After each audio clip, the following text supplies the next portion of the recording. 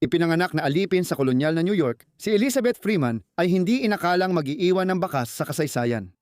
Mahirap, hindi marunong bumasa at sumulat at inalipin. Hindi siya pinansin ng mga lalaking gusto ng kalayaan, pero ipinagkakait ito sa kanya. Sa kabila nito, hindi inaasahan ang ginawa niya. Dinimanda niya ang amo para sa kanyang kalayaan. Paano mananalo sa ganitong kaso ang isang babaeng di marunong magbasa o magsulat? At paano nayanig ng kanyang laban ang pundasyon ng bagong bansa? Si Elizabeth Freeman, na kalaunan ay nakilala bilang Mumbet, ay ipinanganak bilang alipin noong kalagitnaan ng 1700 at 40 marahil noong tagsibol ng 1700 at 44. Hindi tiyak ang lugar ng kanyang kapanganakan, pero sinasabing ito ay sa estado ng New York kung saan siya lumaki, sa plantasyon ni Peter Hogerboom sa Claver Rock na ngayon ay bahagi ng Columbia County. Si Hogaboom, tulad ng apelyido niya, ay mula sa pamilyang Olandes na tumira sa lugar na ito ng Amerika noong kalagitnaan ng ika-17 siglo. Noong New Amsterdam pa ang New York at kolonya pa ito ng Olanda. Noong bata pa siya, kilala siyang Beth, na malamang pinaikling Elizabeth ayon sa alam natin tungkol sa bukirin ng Hogaboom. Lumaki siya sa tahanang maraming inalipin, kabilang ang kapatid niyang si Lizzie, na karaniwan noong ika-18 siglo. Hindi kilala ang kanyang mga magulang at hindi rin tiyak kung nanatili sila sa parehong lugar. Sa kasamaang palad, hindi natutong magbasa o magsulat si Beth at ang mga unang taon ng kanyang buhay ay nanatiling tahimik dahil wala siyang iniwang anumang nakasulat na tala. Ang nalalaman natin tungkol sa kanyang kwento ay lumabas lang kalaunan matapos niyang pagpilitang mapansin ng publiko at makuha ang atensyon ng Estado. Sa isang matapang at natatanging laban sa korte, makikita nating ito ang magpapabago ng lahat. Noong 1750 si Hannah Hogaboom, anak ni Peter Hogaboom, ay nag-asawa kay Coronel John Ashley, isang kilalang tao sa Sheffield, Massachusetts. Ipinadala si Beth na maging batang alipin sa bahay ni Hannah sa Sheffield, na mga 7 o 8 taong gulang pa lang siya. Sa kabutihang palad, nakikita pa rin natin ang kanyang mundo sa halos 3 dekada. Dahil ang bahay ni Coronel John Ashley, na itinayo noong 1735 ay nakatayo pa rin hanggang ngayon at isa ng museo. Bilang bahay na may 2 palapag at kalahati, marami itong silid at itinuturing na napakalaki sa probinsya noong kalagitnaang ika-18 siglo. Ang buhay ni Beth ay umiikot sa pagpapanatiling malinis ng bahay, paglalaba at paggawa ng mabibigat na gawain na ubos oras. Noong wala pang washing machine, tumble dryer, vacuum at iba pang makina. Sa bahay ng mga Ashley, agad pinakita ni Beth na hindi siya natatakot sa dating mga umalipin sa kanya. Kalaunan, inilarawan si Hannah Ashley bilang malupit at may kwento na kinuha niya ang mainit na pala para manakit. Si Lizzie, kapatid ni Beth, ay ipinadala rin upang manirahan sa bahay ng mga Ashley. Bago niya matamaan si Lizzie, pumagitna si Beth at hinarang ang mga palo. Malalim ang sugat na iniwan ni Hannah kay Beth na naging malaking peklat, pero imbes itago, ipinakita ito ni Beth ng hayagan. Ganito ipinaabot sa mga bisita na malupit si Ginang Ashley sa kanyang mga alipin. Sa mga panahong ito, naging ina rin si Beth. Hindi tiyak ang ama ng kanyang anak, ngunit ayon sa tradisyon, umalis siya para maglingkod sa digmaang revolusyonaryo ng Amerika at di na bumalik. Habang nagmamartsa ang mga lalaki para sa kalayaan, nanatiling alipin si Beth at pinalaki ang anak sa mundong ipinagkait sa kanya ang karapatan sa kalayaan. Sa Sheffield, may mga salitang isinusulat na di magtatagal ay di na matatakasan ang kontradiksyon. Namuhay si Elizabeth sa panahon ng malalaking pagbabago sa Hilagang Amerika habang kasama ang mga Ashley. Lumaki siyang laging naririnig ang tungkol sa digmaan laban sa mga Pranses na nangyari sa Hilagang Amerika mula 1754 hanggang 1763.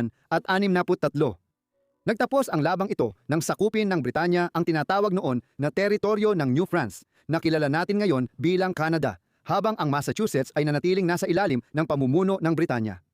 Narinig din niya ang galit ni John Ashley at ng mga bisita sa kanyang bahay habang nagrereklamo sila tungkol sa tumataas na buwis ng Britanya sa Massachusetts at iba pang 12 kolonya mula New Hampshire hanggang Georgia. Noong Enero 1773 habang siya ay halos 30 taong gulang, nakita niya ang malaking grupo ng mga taga-Massachusetts. Nagtipon ang mga may-ari ng lupa sa bahay ni Ashley sa Sheffield para gawin ang Sheffield Declaration. Nagprotesta ito laban sa paniniil ng Briton sa mga kolonya at naghahayag na ang sangkatauhan ay likas na pantay-pantay, malaya at independyente. May karapatan silang tamasahin ang buhay, kalayaan at ari-arian ng walang sagabal. Si Thomas Jefferson ay gumamit ng ibang pananalita sa Deklarasyon ng Kalayaan 3 taon matapos. Lumalabas na si Theodore Sedgwick, isang batang abogado, ang sumulat ng karamihan sa Sheffield Declaration sa Ashley House meeting. Muling lalabas ang pangalan niya sa kwento ni Elizabeth bago pa kay Beth. Kung may narinig siya tungkol sa Sheffield Declaration na ginawa sa Ashley House noong Enero 1773, hindi niya maaaring hindi napansin ang kabalintunaan.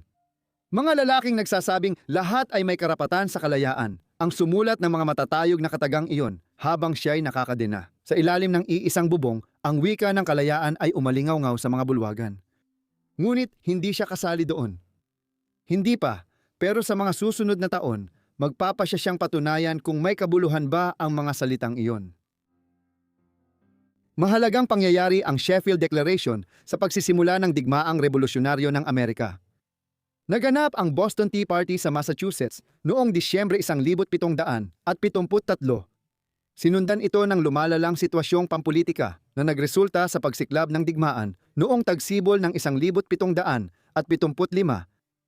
Inilabas ng Ikalawang Continental Congress ang Deklarasyon ng Kalayaan ni Jefferson sa Philadelphia noong tag-init ng 1776.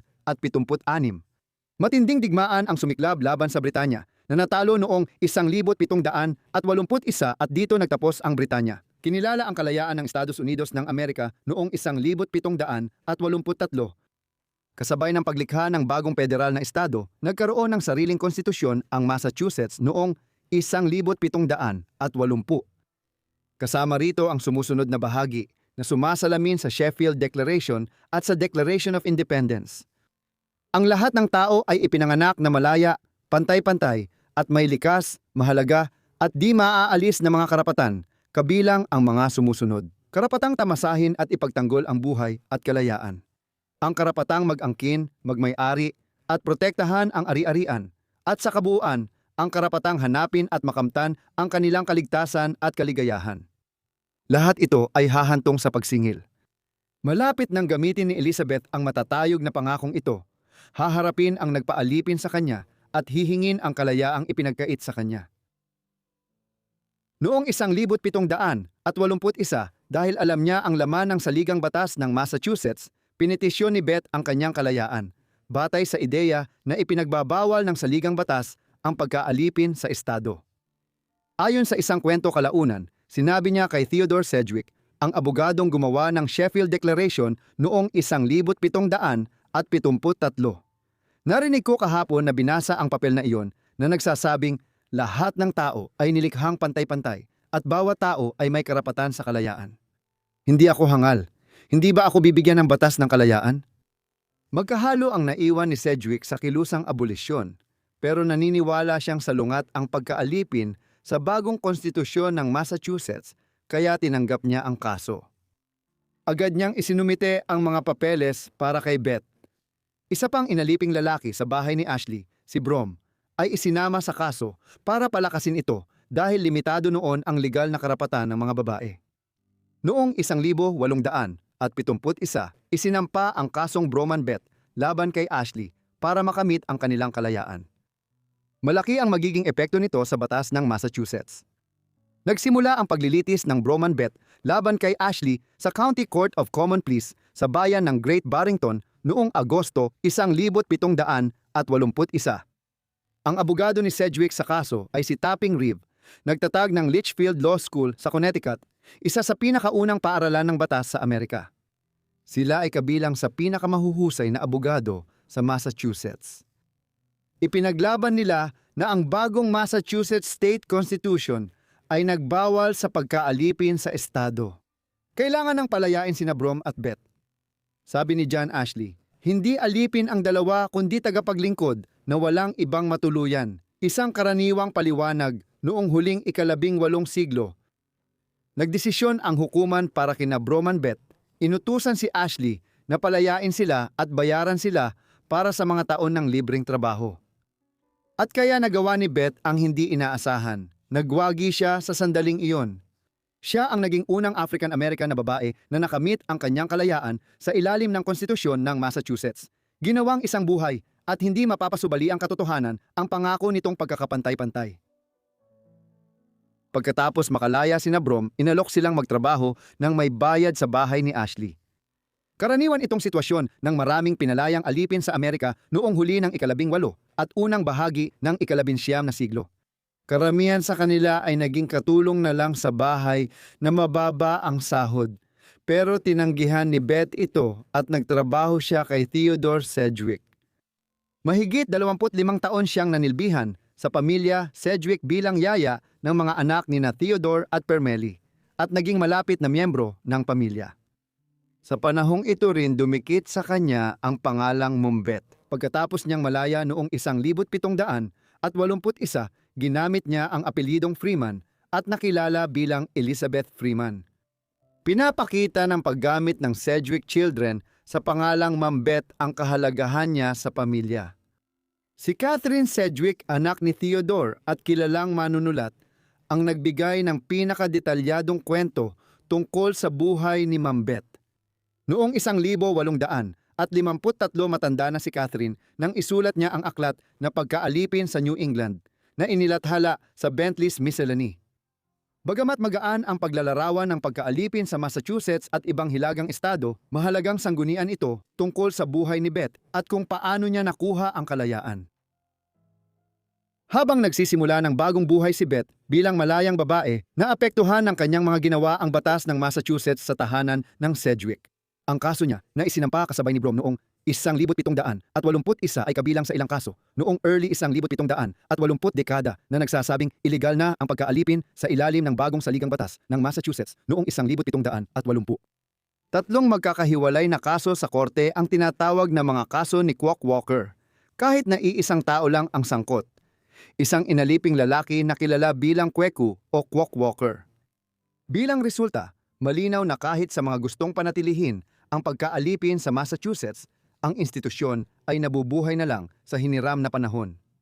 Noong 1783, 2 taon matapos ang tagumpay ni Elizabeth, idineklara ng Massachusetts Supreme Judicial Court na labag sa konstitusyon ng estado ang pagkaalipin. At nang isinagawa ang unang federal census noong 1700 at 70, wala ni isang alipin ang nakalista sa Massachusetts.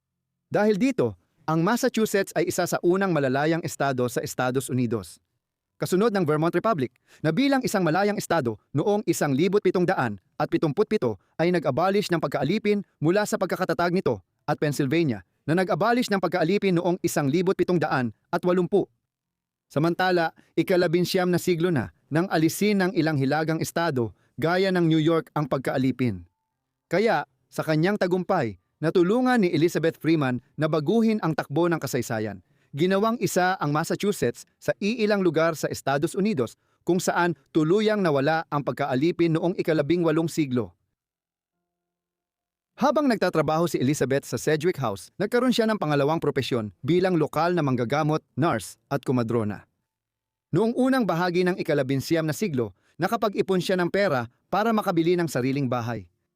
Noon, malalaki na ang mga anak ng Sedgwick kaya wala na silang yaya.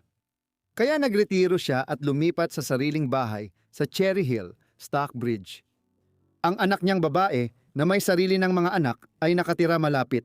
Si Beth ay ginugol ang huling taon niya kasama ang mga apo at apo sa tuhod. Nabuhay siya ng matagal at pumanaw sa Stockbridge noong Disyembre 1829. Dahil hindi tiyak ang kanyang birthday, hindi natin alam ang eksaktong edad niya noon. Ngunit siya ay nasa humigit kumulang 85 taong gulang noong siya ay pumanaw. Mas matagal siyang naging malaya kaysa alipin. Sa pagninilay niya sa kahulugan ng kalayaan, sinabi niya, kahit kailan, habang ako ay isang alipin. Kung inalok ako ng 1 minutong kalayaan kapalit ng aking buhay, tatanggapin ko basta't makatayo ako bilang malayang babae sa lupa ng Diyos kahit sandali lang. Inilibing siya sa Sedgwick family plot sa Stockbridge, Massachusetts bilang tanging hindi Sedgwick na naroon. Isang patunay sa lugar na nakuha niya sa loob ng pamilyang minsang tumulong sa kanya upang makamit ang kanyang kalayaan. Nilagyan ng pamilya ng lapida ang libingan niya na may nakasulat. Elizabeth Freeman, kilala rin bilang Mumbet, namatay Disyembre 28, 1829. Tinatayang 85 ang edad niya. Ipinanganak siyang alipin at nanatiling ganoon sa halos 30 taon. Hindi siya marunong magbasa o magsulat, pero sa kanyang larangan, wala siyang katulad. Hindi siya nagsayang ng oras o ari-arian at hindi niya nilabag ang tiwala o nabigong gampanan ang tungkulin. Sa bawat pagsubok sa tahanan, siya ang pinakamaasahang katuwang at pinakamalambing na kaibigan, mabuting ina, paalam. Noong 1812 si Susan Ridley Sedgwick, manugang ni Teodoro, ay gumawa ng watercolor sa ivory miniature ni Beth noong siya ay 70 taong gulang.